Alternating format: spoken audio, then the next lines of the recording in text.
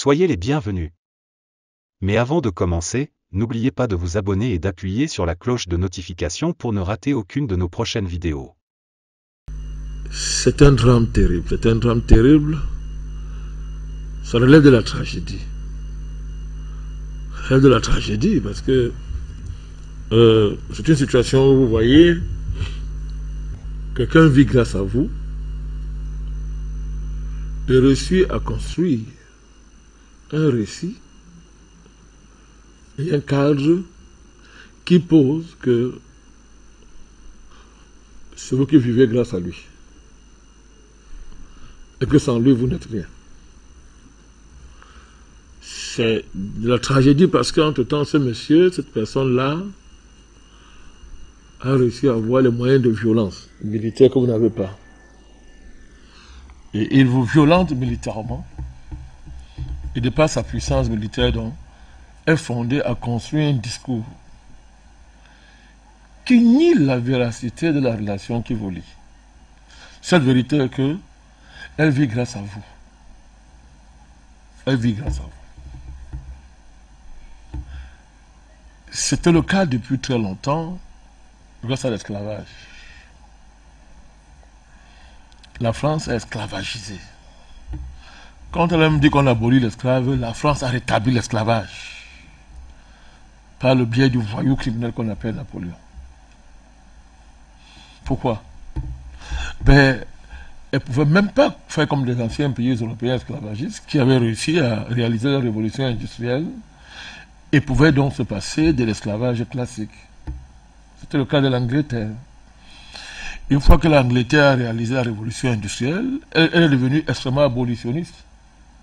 Parce qu'elle allait créer une nouvelle forme d'esclavage. Karl Marx appelait ça l'esclavage salarié.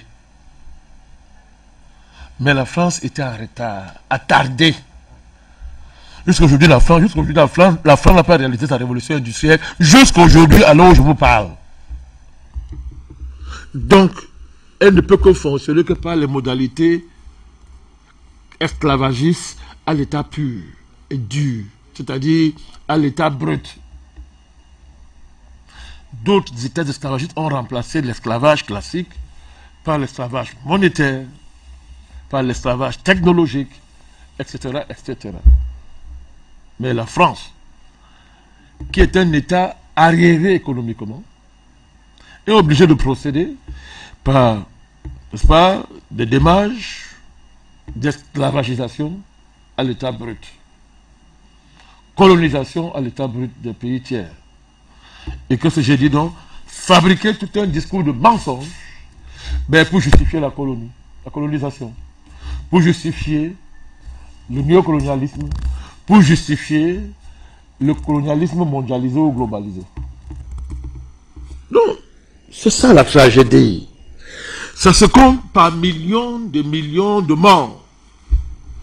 Ça se compte par des pays déchirés, détruits. Un pays déchiré, détruit, ça se traduit par une pauvreté historique, longue pauvreté historique installée dans les pays qui ont le malheur de rencontrer la France sur leur chemin. Ça se traduit par la négation de la dignité de ces pays-là. Donc, tout dirigeant français, qu'il soit de gauche ou de droite, qu'il soit de l'extrême droite ou de l'extrême gauche, est obligé d'endosser le costume de petits colons, de petits nazis, de petits esclavagistes et de petits colons mondialistes, globalistes, et donc fanfaronnés comme celle que vous appelez Catherine Corona. Voilà, c'est tout pour cette vidéo. Si elle vous a plu, n'oubliez pas de mettre un like et de vous abonner si ce n'est pas encore fait. Sur ce, merci et à très bientôt.